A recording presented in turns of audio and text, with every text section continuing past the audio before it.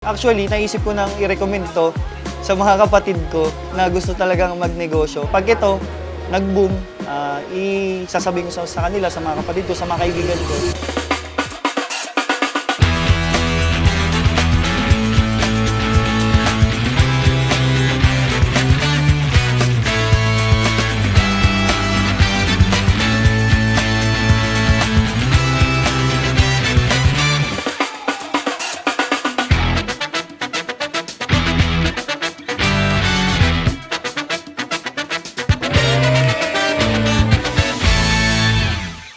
Ako po si Acel Don Tongo.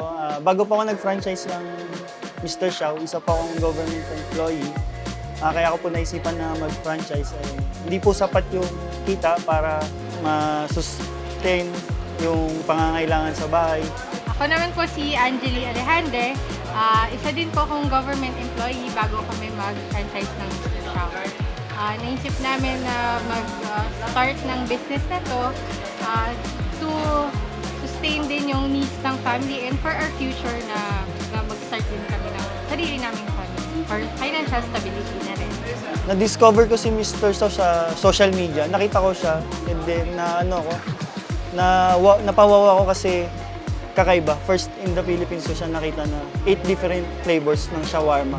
Kaya naging interesado ako. Kaya ako siya pinili nung natikman ko yung mga pagkain. Talagang pangmasa. Tsaka sobrang sarap talaga. Walang halong biro. Nagtiwala ako kasi nung nakausap ko si Sir Pat, na magaan yung loob ko sa kanya eh. Parang lahat, in-explain naman niya, tutulungan ka sa lahat ng kung anong tanong mo, kung anong mga kailangan mo, para magkaroon ng magandang result yung pag-franchise namin sa kanya. Yun nga, tulad nung nasabi ko kanina, meron siyang 8 different flavors na iba-iba. Hindi ka magsasawa eh.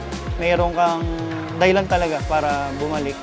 Sulit yung pera mo dito. Sa akin, nung natikman ko yung talagang napaano ko dun sa roasted chicken eh. Sobrang sarap talaga ng roasted chicken.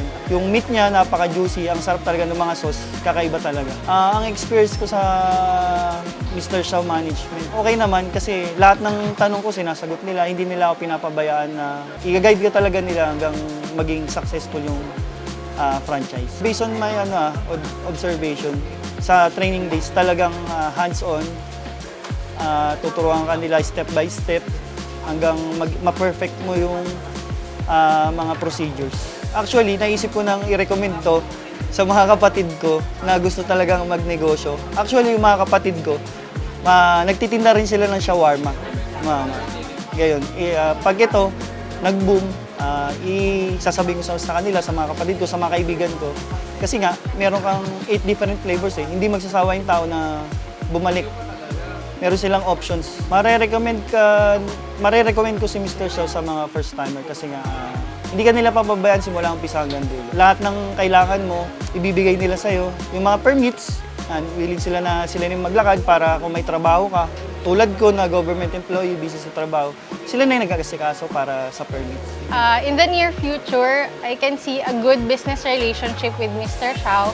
I think magtatagal po yung relationship namin and it is a very good opportunity din for us and I think it will sustain us in the long run for our future.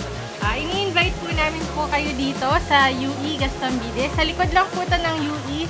Katabing-katabi lang po ng UE Recto. Open po kami every day from 10 a.m. to 10 p.m. po. May 8 different flavors po ng shawarma rice. Meron din po kaming burger, nachos and fries. Meron din pong roasted chicken. Hindi po kayo magsisisi. Mr. Xiao, taste the difference!